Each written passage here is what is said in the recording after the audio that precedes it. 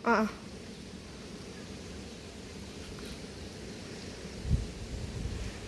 Hello mga ka-farmers, good morning. Today is July 25.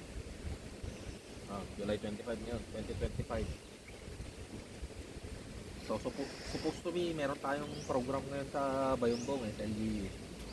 We are supposed to be celebrating the National Disability Rights Week for persons with disabilities to commemorate the birth of Apolinario Mabini, yung dakilang lumpo kung tawagin, ang utak ng himagsikan.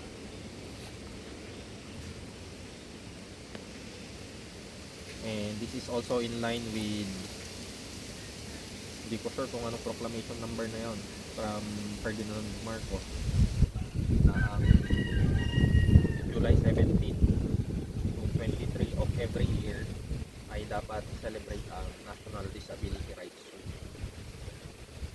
So, last July 17 nag-attend tayo sa Capitol para sa kick-off, and then supposed to be 23 naman yung start for LGU Bayumbong, pero 3 days na kasi na medyo may sama ng panahon. Meron tayong tropical storm Dante and Emo, that is why walang mga pasok today. Kaya sinamantala rin naman natin para bisitahin ng ating mga alaga. So kung mapapansin nyo, kalat-kalat sila, nag-grasp ng oxygen nga. So dito sa Pindok medyo mataas ang hangin, pero talagang malakas. Umuugong yung lakas ng hangin. Kasi syempre maraming kahoy, kaya naririnig talaga. Pero dito sa mga lower part, kaya dito sa amin kasi parang lower portion na dito.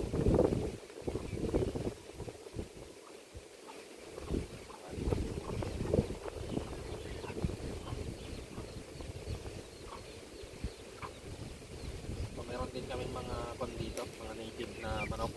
Ito, mga native ni ating kong. So meron din may mga anak ko.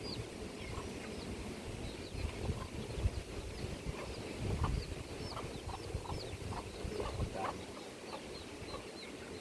para mabilis lumaki. So itong ating mga tilapia ay more than 3 months na.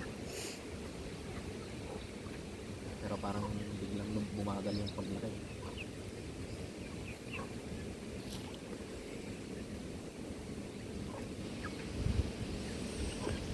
Malakas talaga hangin dito mga ka-farmers. Medyo nakakatakot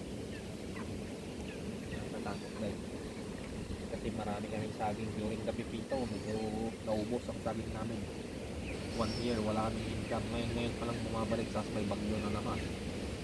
So yun yung fear ng isang farmer. So way back pipito, lahat yung saging namin dyan ubos talaga. Marami rin kami mga rambutan na na-approve. Marami kami mga tanim na natira talaga. So halos 1 year na wala kaming harvest. And then ngayon medyo may mga namumuo na naman na sama ng panahon. Cross fingers, Diyos na yung bahala sa ating mga tanim. Hopefully wala namang gaanong masira.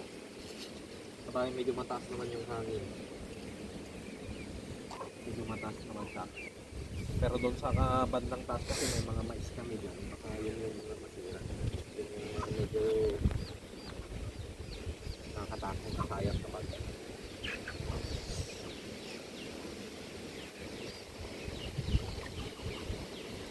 Siyempre bilang farmer, masyadong malaki yung mga inputs.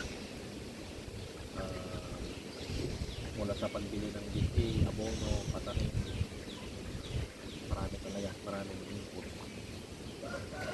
And then sisirain lang ng mga ganitong klase ng calamities. Kaya medyo mahirap maging farmer. Akala lang ng iba medyo madali pa, pero the capital na nilalagay mo, tapos yung risk yung mga ganito risk of calamity medyo mataas. Pero ang realidad naman sa farming is that it's not all about the money. Sometimes it's also because of our passion, yung happiness. Yun yung mga reasons din behind. Kaya kahit na nalulugi sila minsan, sige pa rin. But we have to treat agriculture also as a business. Kaya nga meron na tayong agribusiness na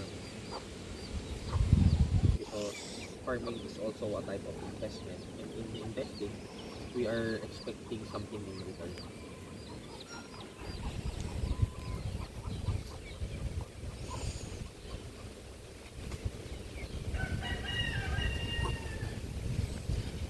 So wala namang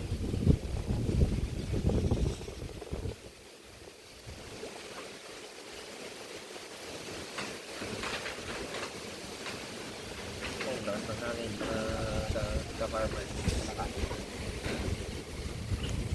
malakasan natin sila sa atin.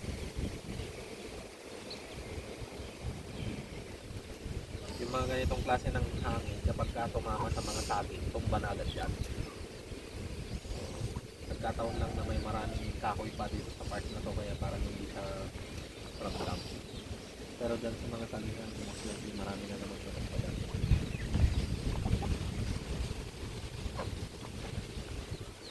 Sa farming, it's not enough na passion lang yung pinapairan. So we have also to think outside the box. We have also to think of our investments wherein kino-consider din natin yung returns, yung returns of investment, ROI kung tawagin sa capital budgeting.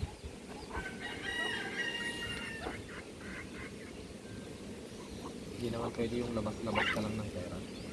Dapat meron din return of investment.